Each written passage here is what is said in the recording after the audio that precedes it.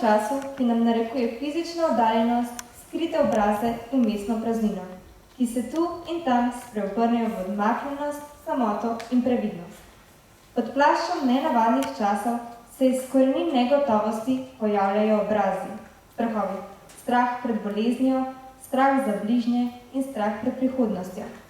Negotovosti, ki nam narekuje čas, sedanji trenutek, še bolj hrepenimo po ljubezni. In roman Bronje Žakelj Belo se pere na 90 nas zbližuje in povezuje. Bronja Žakelj s svojim romanom svojo življenjsko zgodbo sega ljudem do srca. Gostovala je že po različnih krajih in ob njeni knjigi smo sicer fizično oddaljeni drug od drugega, a smo si hkrati tako blizu, ker se nas je vseh na enak način svojo iskrenostjo in preprostostjo dotaknila. Zdi se, kot da nas povezuje skrivnosti, ki to več niso, ker so prerasle v resnice o življenju. Med branjem romana so najstniki blizu svojim staršem, ki so odraščali v 80. Starši so blizu svojim mladosti. Družine čutijo ob branju romana še večjo povezanost.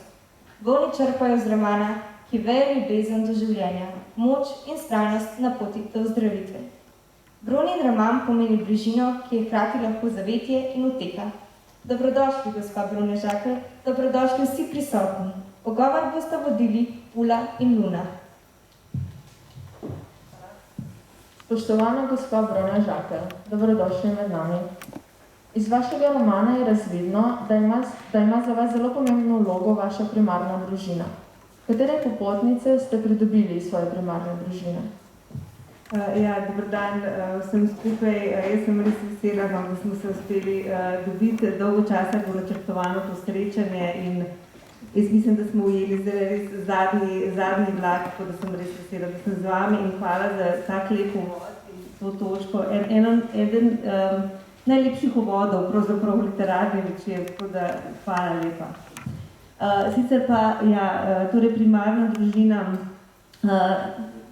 vemo, družina je osnovna celica, osnovna enota, v kateri odraščamo in ki nam tlakuje pot skozi življenje. In moja družina, jaz sem živela, tako kot veste, iz romana, tukaj blizu, pravzaprav na Vojkovi, za Bežigradom.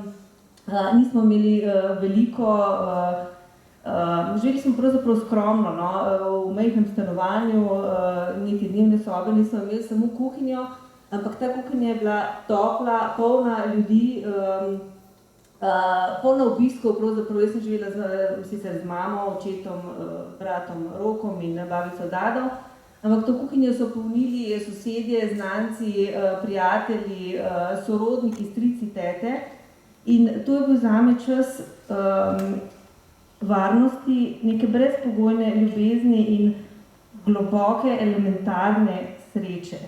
In jaz mislim, da je pravzaprav to tista dota, ki sem jo dobila skozi družino in ki mi je pomagala potem kasneje, ko je življenje pokazalo zobe, ko sem se soočala s smrtjo mame, z vprašanji menljivosti, krhkosti, samosti, da so to tiste stvari, ki so me polnile in so mi pomagale, da sem vedno znova in znova upala, da bo enkrat še vse dobro in da bo enkrat vse spet prav.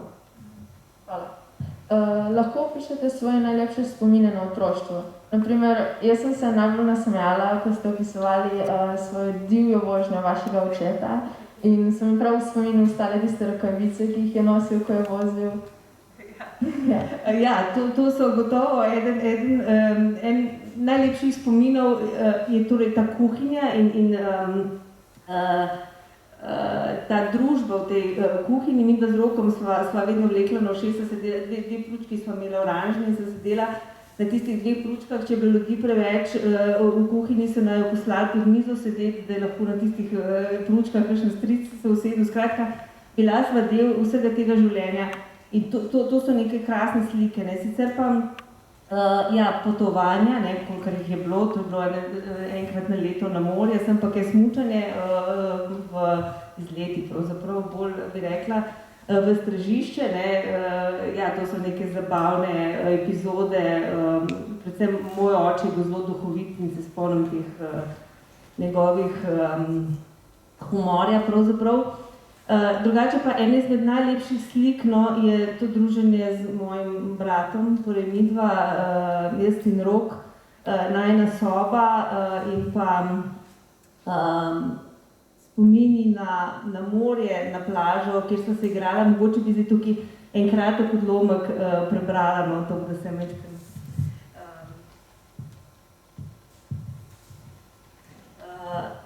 Ja, torej, jaz in Rok, ena izmed najlepših slik mojega otroštva. Z Rokom organizirava tudi polžje dirke. Z oranžno opeko nariševa črto za start in črto za cilj. Proga je dolga 10 cm za tek na kratke proge in 20 za maraton. Skal v morju pobereva 8 polžev, jih postaviva na start in zaupijeva. Pripravljeni, pozor, zdaj! Tistega polža, ki prehitro štarta, zdrobiva z velikim kamnom. Takšnih ni veliko, ker vsi potrebujejo čas, da se prisesajo na skalo. Ko se dirka začne, progo ves čas polivava z vodo. Prvi 3 polži so nagrajeni, vrnejo se nazaj v morje, zadnjih 5 zdrobiva s kamnom. Ko stopiš na zdrobljenega polža, zaupiješ. Negnusno je, kar počneta. Janez, povej ima, da se to ne dela. Potem tistih, ki prehitro štartajo, ne zdrobiva več. Pustiva jih na skalah, pri meduzah in tiste, ki izgubijo tudi. Hvala. Zdaj pa vabim Mašo Hodnik in Tjašo Miklavčič za predstavitev svojega plakata. Bom kar je začela. Jaz sem v bistvu na plakatu sem narisala, kako sem si jaz predstavljala to stanovanje na Vojkovi. V tistih časih so se najraje kadili te cigareti 57, ker so vsi kadili. Narisala sem tudi pomfri pa jajca. Knjiga opisuje to v bistvu tudi pisateljica, kako je včasih ta rumenjak izrezvala ven, potem tak tumor. Tudi dober za jest, moram reči. Narisala sem tudi Walkman, ker ste v bistvu z bratom potem stavila, da če je res tako bolna, da je dal ta Walkman. Narisala sem tudi balkon, kjer so se tudi naredile kakšne prigote, kot naprimer oče je lezal na streho, da tudi pravijo o tega. Da je videla, kako je v bistvu brat skočil pod avto, oziroma da je avto zbil. Narisala sem tisto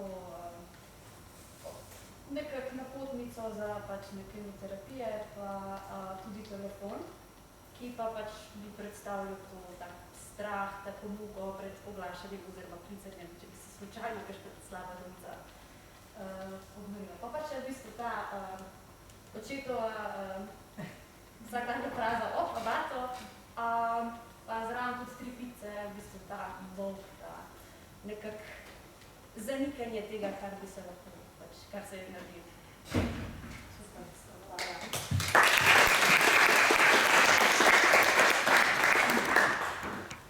Jaz bom pa predstavila plakat svojega sošolca, ki ga je on izdelal, ampak je danes na žalost odsoten. Na plakatu je upodobil Bronjo, ki je prav tako kot njena mama zbolela za rakom. Poskusil upodobiti to, kar se mu je zdelo najbolj pretresljivo, in sicer, da se je na kemoterapije vozila z avtobusom ali s taksijem. Saj njen oče pri bolezni sploh ni stal ob strani in je nad njo kar hitro obupal. Mogoče ga je tako zelo bolelo, da je ni mogel gledati bolne, ker ga je preveč spominjala na podobno izgubo žene. Pretresljivo se mu zdi tudi opisana kemoterapija in obsevanje ter njene posledice, se jo opisuje, da so jo tako bolele roke, da jih je morala držati v žepih, kar je prav tako poskušal prikazati. Z avti z neparnimi številkami registrskih tablic je poskušal podobiti čas, v katerega je življenjska zgodba protagonistike tudi postavljena, in sicer v 80. in 90. leta. Skušal je upodobiti tudi izvor naslova knjige, kateri je nastal čisto spontano, ko je bila Bronja pri mami, ki je umirajoča ležala v domači posteli, ko je dala spontan življenjski nasvet. Belo se pere na 90. Iz knjige si je zbral tudi njemu osebno lepo misel, ki jo je Bronja napisala, ko je prenehala zvezo s fantom Urbanom. Bilo je vse to, a vse to za ljubezen vseeno ni dovolj. Ker ljubezen je več kot preprost seštevek reči, je več kot seznam. Je nekaj, kar enostavno samo je. In je nekaj, za kar lahko rečeš le zato, ko te vprašajo zakaj. Hvala.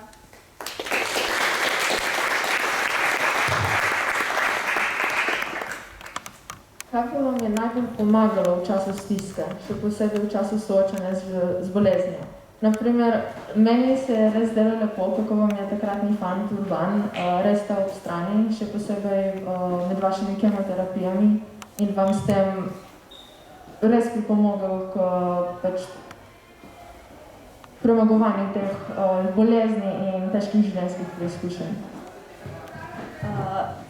Torej, kaj mi je najbolj pomagalo pri soočanju z boleznijo? V bistvu, vsekakor, ne vem, to je naključje ali sreča, kako bi lahko temu rekli. Torej, z Urbanom sem se spoznala 14 dni, preden sem jaz zbolela. In jasno, zaljubljenost,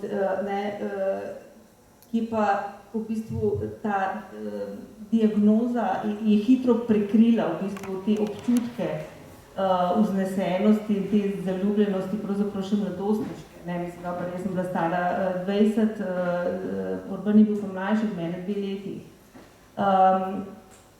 In takrat sem se zelo, pravzaprav nekako sem zlezla sama vase in prosila Urbana, najprej sem hotela nehati, da nehava, ker sem se bala, pravzaprav sem se bala zapustitve, da skozi bolezen, ker sem vedela približno, kaj me čaka, kemoterapije, da Urban ne bo imel moči in da bo šel in sem se bala tega odhoda, pravzaprav, zato sem hotela sama prekiniti, da nekako, kako bi rekla, preprečim to svoje razočaranje. Ampak sem se na koncu tako zmenila, da Urban mi je obljubil, da bo odšel, če me ne bo več imel rad, če mu bo vsega dovolj, če se ne bo zmogel spopadati s to boleznijo. Ampak Urban je ostal skozi mojo bolezen in potem še kar nekaj let. In neverjetno, v bistvu, kako je pri teh letih instinktivno vedel, kaj in na kakšen način ravnati z menoj. Ker večina ljudi, tako kot sem opisovala v knjigi,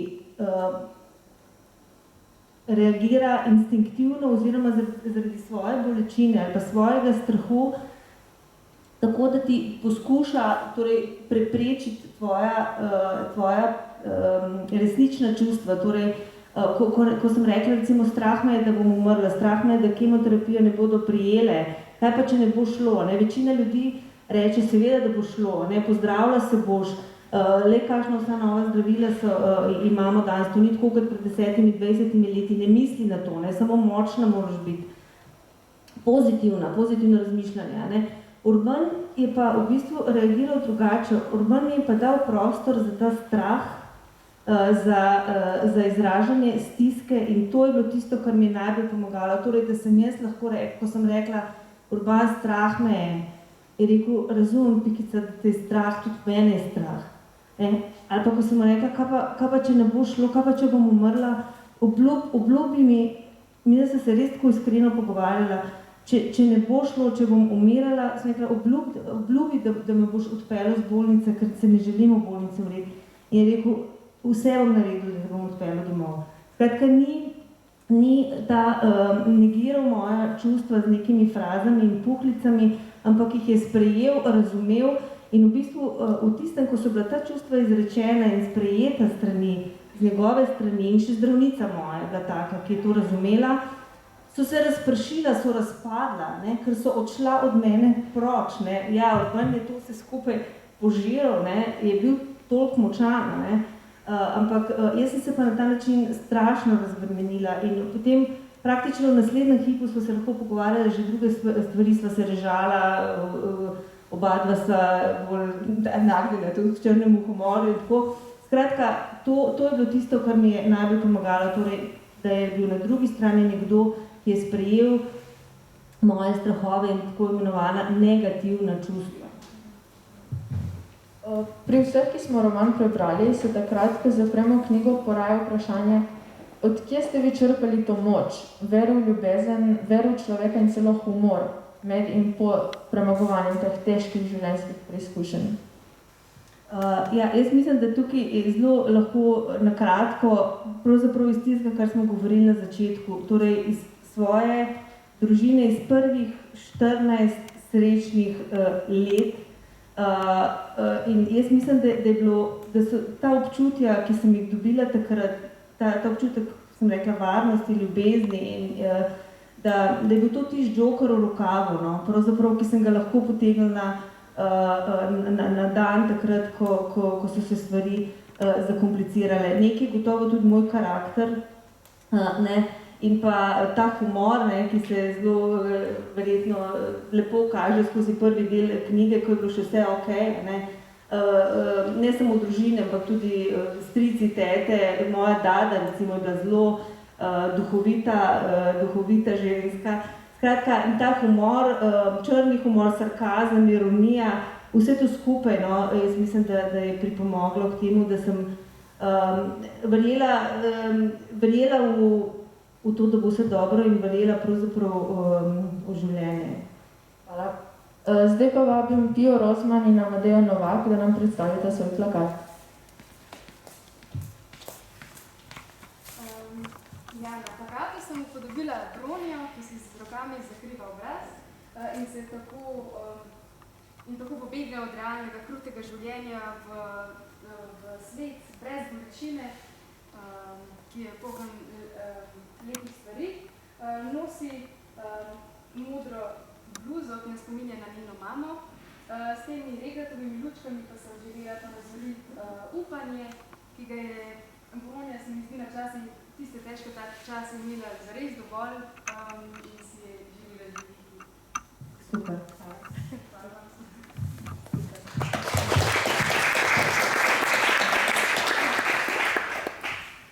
Jaz sem pa na plakatu v bistvu upodobila, ta deklica naj bi predstavljala Bronjo, ki v bistvu v rokah drži belo majico, ki naj bi predstavljala v bistvu to znano frazo belo se pere na 90.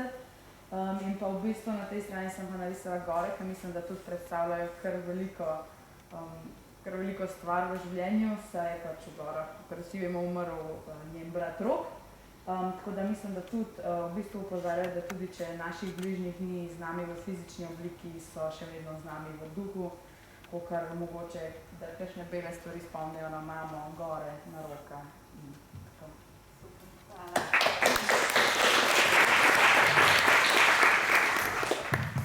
Kaj pa ima odpuščanje s premagovanjem življenjskih preizkušenj? Kateri so tisti odlomki v romanu, po vašem mnenju, ki nosijo to sporočilo odpuščanja? Ja, odpuščanje, pravzaprav, torej, skozi vse, kar sem šla v življenju, se mi zdi, da je življenje prekratko, da bi bilo v njem dovolj prostora tudi za zamere, prehude zamere in za razdore. V romanu pravzaprav zame je pravzaprav samo ena točka v resnici, ne? Torej, ki se nanaša na mojega starega očeta, na Lojzeta, ne? Saj veste, pač ta družinska zamera, razdor med Lojzetom in mojo mamo in potem sem ga po dolgih letih poiskala, ne?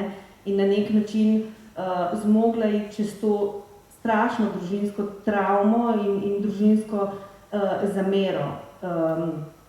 Ampak mogoče ste imeli v mislih tudi mojega očeta, ne? Zaradi teh torej odnosa najnega, ki se je sesul, pravzaprav začel sesuvati že po mamini smrti. Ko oče enostavno ni bil zmožen On ni bil, ne da ni hotel, ne da ni dober človek, ne, ampak enostavno ni bil zmožen se spopasti sam s to izgubo in obenem skozi vse to peljati še najvzrokom. Torej, odnos najin se je začel krhati, potem se je zgodila moja diagnoza in očeta, ki je odpovedal. Torej, najprej je verjel, da se bom pozdravila, ko so rekli, da imam drugo fazo Hodgkina, ko so ugotovili z dodatnimi postopki diagnostični, da je tretja faza. Veste, sem slišala ta pogovor po telefonu z mojo teto, prisluškovala, da pač v mojo ozdravitev več ne verjame. Ampak v bistvu tukaj ni bilo kaj odpustiti, ker jaz nisem nič zamerila. Nič. Jaz sem v bistvu ga že takrat še dobro, da sem slišala pravzaprav ta pogovor, ki je bilo kruto dejstvo. To je zelo težko poslušati, da te za naslednji rojstni dan ne bo več. Ampak kljub vsemu sem jaz potem lahko razumela, zakaj moram sama na avtobus, in zakaj ga ni z mano na kemoterapiji, ker jaz sem razumela, da vsaka kemoterapija, ki je bila zame pot k novemu življenju, je bila za njega korak k koncu, nov korak k koncu. In jaz očetu nisem zares nikoli zamerila. Pravzaprav zelo tako tudi nisem izdelo nič posebnega, da hodim na avtobus. Mislim, niti se nisem imela s kom primerjati. Zdaj se mi je, da sem tudi pravzaprav že dovolj stara, da grem lahko na avtobus, ali pa da me ven na tistem svojem biciklu pele domov po kemoterapijah. Odnos do tega, da je bilo s tem pravzaprav nekaj v resnici zelo narobe, da je oče odpovedal kot starš, sem dobila šele preko bralcev in bralk, ko so knjigo prebrali in ko sem dobila te povratne informacije, cel kup njih, da kako, in tudi tukaj, recimo v tem primeru, ko opozarja, kako me lahko recimo oče pustil takrat. Takrat sem šele v resnici začela razmišljati, da s tem nekaj ni bilo okej. Tudi zdaj, ki sem jaz mama, si ne predstavljam, da bi kaj takega bila s mojim otrokom, ampak ja, ni bilo zamere in pač tudi zato ne prostora za odpuščanje, ker nisem imela kaj pustiti. Hvala. Zdaj pa predajam besedo Uli. Moram biti malo bolj kratka. Pozdravljam še iz moje strani. Zanima nas, kako lahko človek v trenutkih stiske ohrani dostojanstvo in kako lahko to povežete z doživljanjem v bolnišnici in iz kakšnih drugih izkušenj. Dostojanstvo, pravzaprav v trenutkih najhujše stiske. Če se spomnim na svoje, je zelo težko ohraniti dostojanstvo, ker ti ga jemlje fizična, psihična bolečina, jemlje ti ga bolezen in se mi zdi, da če se spomnim na takrat, torej tisto zdravljenje Hodgkina, ali pa zdaj pred 2 letoma, ko sem imela res težko operacijo na trebušni slinavki, v bistvu so hipi kot dostojanstvo pravzaprav izgubiš. Ko ga izgubiš in edino, kar te lahko, vsaj meni se zdi, ohranja nekako nad gladino, je to, pravzaprav, da to sprejmeš. Da v tistem trenutku si pač to, kar v tistem trenutku si. In mogoče bi en kratek odlomek prebrala. Zdaj, ko ste brali knjigo, en najhujših trenutkov je bil, ko so me pustili v rešilcu pred onkološkim, pred obsevanjem, pri odprtih vratih, po težkem posegu, v bistvu pred vhodom, torej na onkološki inštitut, razgrnjeno, razgaljeno, s tisto halo, raztrženo do srede stegen in jaz nisem mogla tiste hale dol pritegniti, vsi so gledali in to je bil nek tak trenutek zame razčlovečenja. Pa še en trenutek, no, ki bi ga mogoče še prebrala, ki sledi kmalu za tem.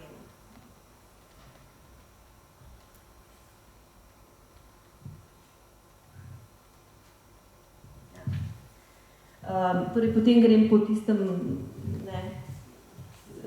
ležanju v rešilcu na obsevanje in potem me odpeljejo na oddelek in takole. Ko je obsevanja konec, me odpeljejo v hišo s črko B. Ponižanje je brezmejno, ker ne obstajam več.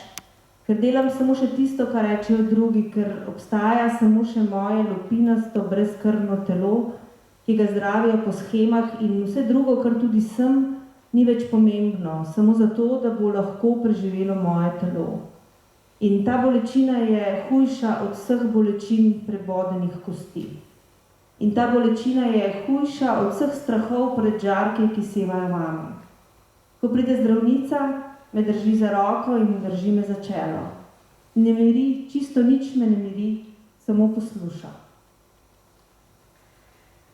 Tako da, ja, so trenutki, ko zdrsneš in v bistvu, tako kot sem rekla, v bistvu to sprejetje tega zdrsa se mi zdi, da je edino, kar ti drži glavo nad vodo. Hvala. Je fizična in je duhovna bolečina.